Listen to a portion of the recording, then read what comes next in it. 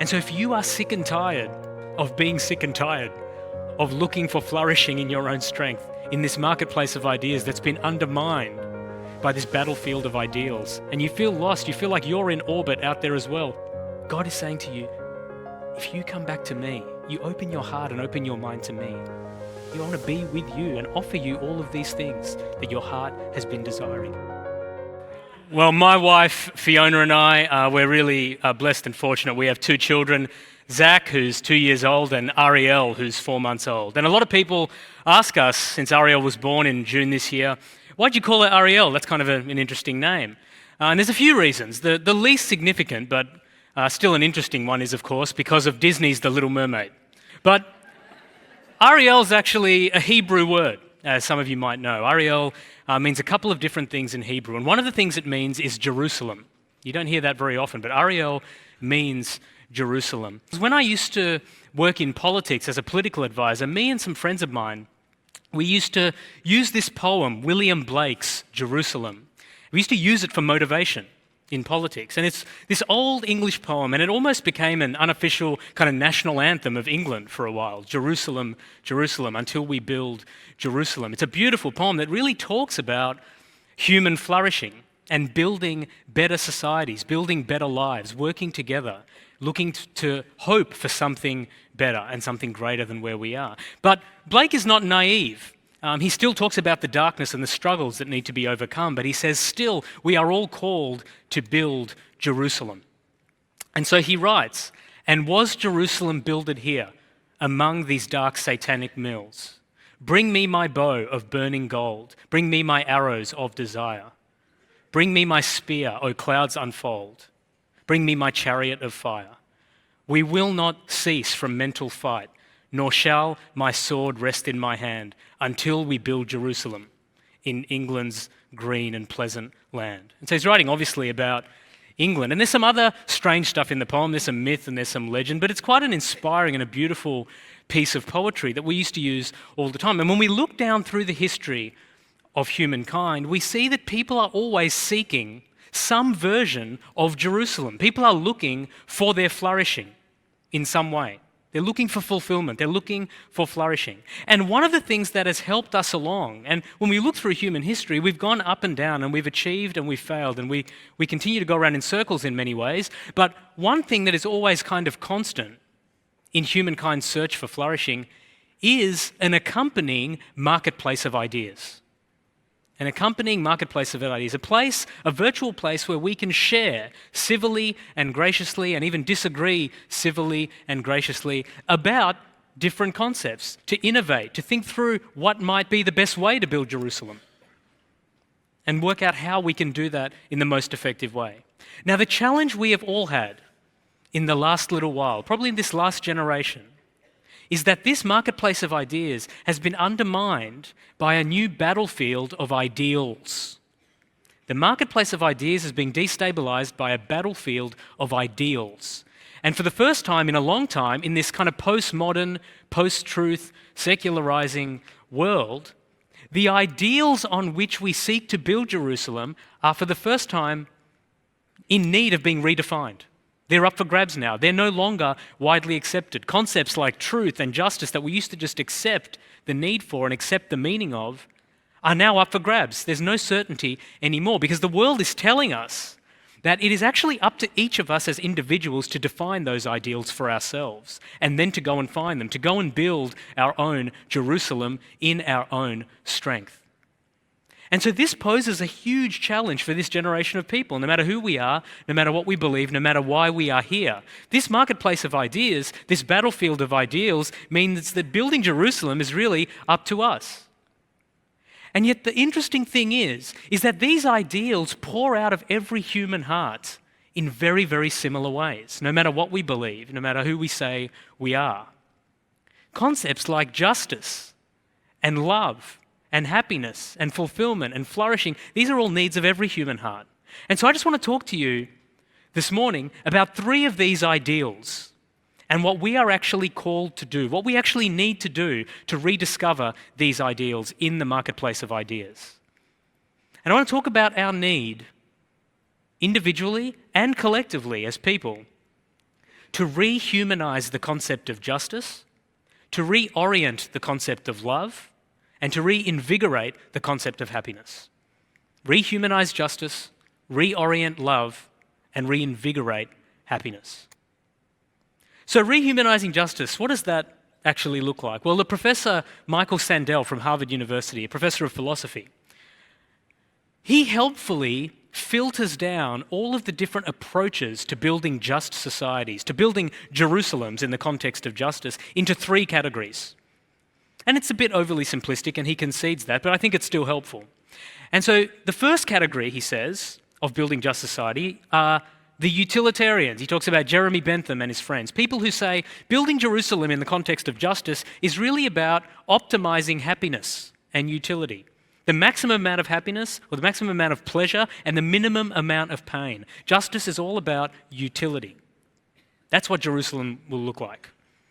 The second category of thinkers are really probably the most influential category, and these are the freedom justice thinkers. They say understanding justice and building just societies is about optimizing freedom. Sure, utility is important, but it's more about freedom. And this is people like Immanuel Kant and John Locke and John Rawls and all these guys. Right? So they say it's about freedom. The third category that Sandel identifies are the telos, or the purpose justice thinkers. And that starts all the way back with Aristotle, who says it's really about purpose. Building Jerusalem is about finding out what people were made for, and then building societies that optimize the capacity for them to achieve those purposes. Right? So we've got 3 pretty good sounding things. None of these 3 things are intrinsically a problem. They're all pretty good. Utility is a good thing. Optimizing pleasure, that seems sensible. Freedom is a good thing. Optimizing that seems sensible. And purpose seems to be a good thing too. But the problem, of course, in a post-truth world where we are being told to think with our feelings, is that each of these 3 things have no objective frame of reference. More and more we struggle out there, and we struggle in here, to understand what justice actually means, what love actually means, what all of these sorts of things actually mean. So in the context of trying to build just societies and understand and build Jerusalem towards justice, we're kind of untethered. And in an untethered place, what ends up happening is that the most powerful people, it's their definitions of justice that win. One of the most popular streamed Netflix shows has been a drama called What If, starring Renee Zellweger. And she's this multi-billionaire protagonist in the show. And she's also very manipulative, socially manipulative, economically manipulative, cold-hearted, operates with her own set of morals and assumptions. And there's an interesting quote during the show where she says, "Do you know what I hate the most? The uninvited moral ideas of lesser people." You know what I hate the most? The uninvited moral ideas of lesser people. On some level, having worked in politics, I know exactly what she means. But this is the problem. This is the problem with a world where we don't have an objective frame of reference for things like justice. We start thinking, and we're trained to think of people who disagree with us as lesser people, or even worse, as less than people. We've dehumanized the concept of justice. And as a result, justice is at risk when it's in free fall like this. It's at risk of just becoming a tool for self-righteous point scoring. Self-righteous point scoring. The meaning of justice needs to be rehumanized if it's going to satisfy the call for justice that proceeds from every human heart. And we see from Anne Montgomery, and that's Zellweger's character's name, we see from Anne Montgomery's quote, what is missing? What is missing is some basis on which to understand the intrinsic value of human life, of humankind, of each individual. We're looking for an objective basis, a rational basis against which we can say all people are of equal and intrinsic worth, and therefore justice is a coherent concept. And you don't get to decide what it is, and I don't get to decide what it is, because it's out there. And we know how intrinsic worth operates. For intrinsic worth to be in anything, the source of that worth needs to come from outside of it, transcendentally. When we look at what God says about the intrinsic value of people, the God of the Bible tells us that we are all made in his image. It's the transcendent imputation of intrinsic value on all people, bringing the concept of justice back to life, rehumanizing it. Rehumanizing the concept of justice with that simple but incredible truth that we're all made in God's image. So the rehumanizing of justice. Secondly, the reorienting of love. Now, lots has obviously been said about love over the years. Everyone's been writing about it, everyone's been singing about it, everyone's been thinking about it, we've been making movies about it. But even just the word, when we are in this kind of non-objective freefall, when everyone gets to decide for themselves, even the word and how we use it shows us that we don't fully appreciate what it actually is. I say I love my wife, and then I say I love peanut butter. So even in using it myself, I'm clearly using it in different contexts and in different ways, but we say love the whole time through. Shakespeare, in one of his sonnets, he writes that love is like a small child that seeks after everything that it can get. Love is like a small child that seeks after everything that it can get. An equally influential person, writing about love last year, Taylor Swift, she writes in one of her song lyrics, "Man, he's so obsessedly in love with me, and boy, I understand why." Which is really just a riff on Shakespeare, with a few more grammatical mistakes. What we see when we get to define love ourselves with no objective frame of reference is the same thing that we saw with justice. We turn in on ourselves. We curve in on ourselves. We become self-centric with what love is. And love becomes something about consumption, about validation, about affirmation, about me and my desires and what I feel and what I want to get. It becomes about me. Now, it's interesting. There was a Christian thinker back in the day called Martin Luther. And he has this impressive definition of what the Bible refers to as sin. I think it's the best definition of sin outside of the Bible. Luther says exactly that. He says sin is men and women curved in on themselves. Sin is men and women curved in on themselves. We see it when we try to define justice on our own terms, and we see it when we try to define love on our own terms. But when we look at what God has to say, we saw that God solved our problem when it came to restoring the concept of justice. Let's see what he has to say about love. And in the Bible, one of the authors of one of the books of the Bible writes this beautiful kind of depiction of all of the pillars of what love is. And it's what we hear in all of our weddings all of the time. Love is patient, love is kind. It's such a beautiful way to think about all of these characteristics of love that we know and that we like. But there's a couple of things tucked away in there that we often miss. Often we cut the reading there and then the wedding kind of rolls on. Love rejoices in truth, and love rejects evil. It rejoices in truth and it rejects evil. So straight away, this Taylor Swift definition of love automatically gets invalidated. Because if love is rejoicing in truth and it's rejecting evil, then it has to be discerning. It has to be exclusive on some level. It has to be judging and adjudicating on some level. It has to want what's best for its subject. That's what true love does. And we see this in the person of Jesus too in the Bible. From what he says and what he does. He says love has no greater one than this, than a man lay down his life for his friends. And so we see now what love has lost when we try and define it on our own selfish terms. It's lost truth. It's lost sacrifice. It's lost that capacity to bind itself exclusively to what it wants the best for. And so straight away now, this love that Jesus is now talking about, this love that we see in the Bible, is not just quantitatively different to the love out there, it's qualitatively different. There's a story of the evangelist Billy Graham meeting with President Dwight Eisenhower. And the president says, "Billy, I wish you well on this next crusade. I hope it goes well. Wouldn't it be great if we all just learned to love each other again?" And Billy Graham said, "Yes, Mr. President, it would. But we can only love in the truest sense if our lives are first touched by the love of Jesus Christ. We can only love in the truest sense if our lives are first touched by the love of Jesus Christ." He's acknowledging and making the point that this love of God that can only come through Jesus is qualitatively different.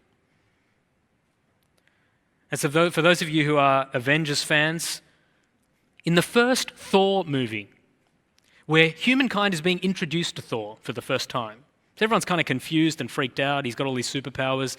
No one knows who he is. And then he's fighting at the end of the movie against this alien invasion, right? And he's got a hammer. And his hammer is what Thor uses to channel his power. And he can make lightning and do all kinds of other crazy stuff. And the authorities on Earth are really confused by all of this. And so you see them pulling up. The military's there, the SAS is there, the SEALs are there, and they pull out a megaphone and they look at his hammer and what he's doing with it and they say, "Excuse me, sir, it looks like you're using unregistered weapons technology."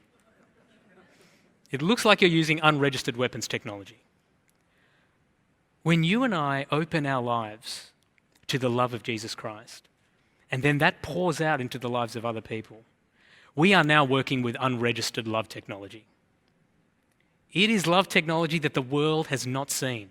It doesn't understand it. It doesn't make any sense to the world. This is not just the kind of love that is nice to people or affectionate to people. This is the kind of love that Jesus showed himself when he was dying for you and me on that cross. This is the kind of love where Jesus is literally loving the people who are killing him while they are killing him. That's the brand of love. Qualitatively different love, not just quantitatively different love. So we need to rehumanize justice. We need to reorient love. Thirdly and finally, we need to reinvigorate happiness. We need to reinvigorate happiness. It forms such a big part of what we talk about as flourishing. And the great writer C.S. Lewis, he understands about happiness what many of us don't take the time to understand. He says, if happiness was all I was looking for, I would just need a good bottle of whiskey and a few friends. I tend to agree with him. I would probably add a bucket of fried chicken. Bucket of fried chicken, bottle of whiskey, and some good friends. And that would be happiness. The point he's making is that it's so short-sighted of us to reduce our entire purpose of being, to reduce our entire concept of flourishing down to this tiny little feeling called happiness that we can get from a decent hug or a bowl of ice cream or a nice movie. And what he's saying is that, do you think that's all God has for you? If you're sitting there now and you're thinking, this is all God has for me, happiness, the pursuit of happiness, is that it? Well, when we look at the Bible, that's not what we see. The Bible actually doesn't talk that much about happiness. It talks a lot about something else, joy.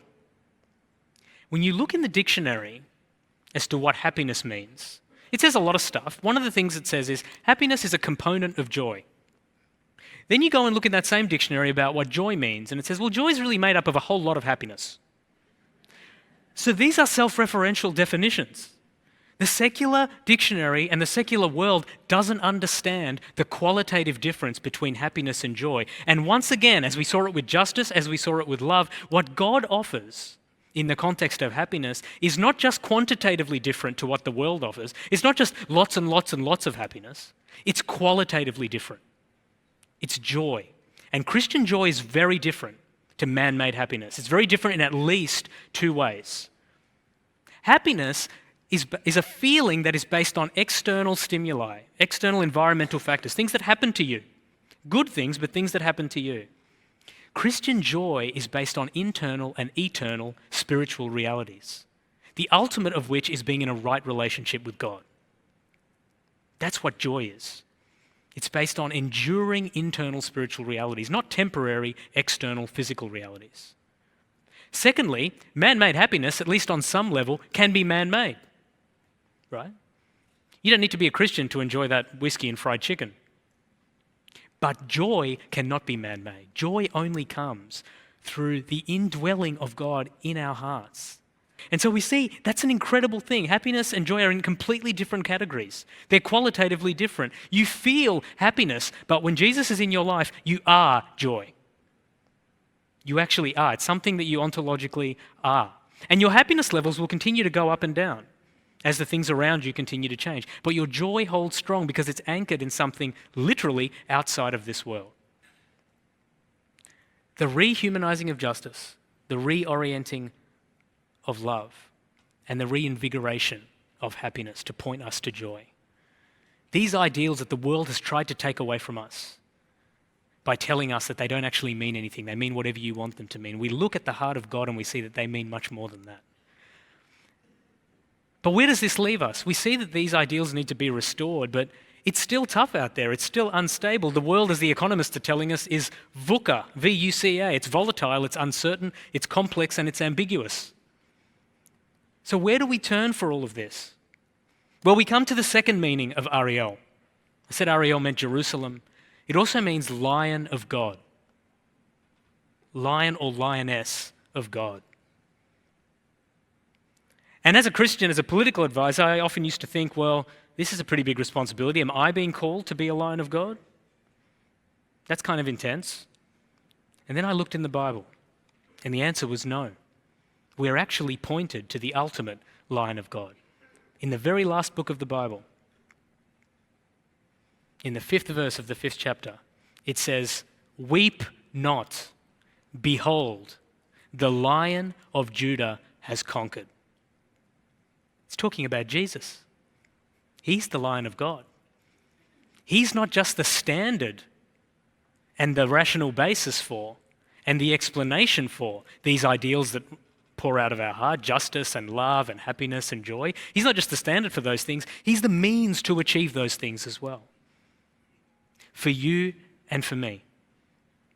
And so if you are sick and tired of being sick and tired of looking for flourishing in your own strength in this marketplace of ideas that's been undermined by this battlefield of ideals, and you feel lost, you feel like you're in orbit out there as well with these ideas that have been taken out of our hearts and diluted and drained of their meaning, God is saying to you, if you come back to me, you open your heart and open your mind to me, I want to come and live inside of you. I want to be with you and offer you all of these things that your heart has been desiring. He's not just the standard of justice, the standard of love, and the standard of joy. He's the means to justice, the means to love, and the means to joy.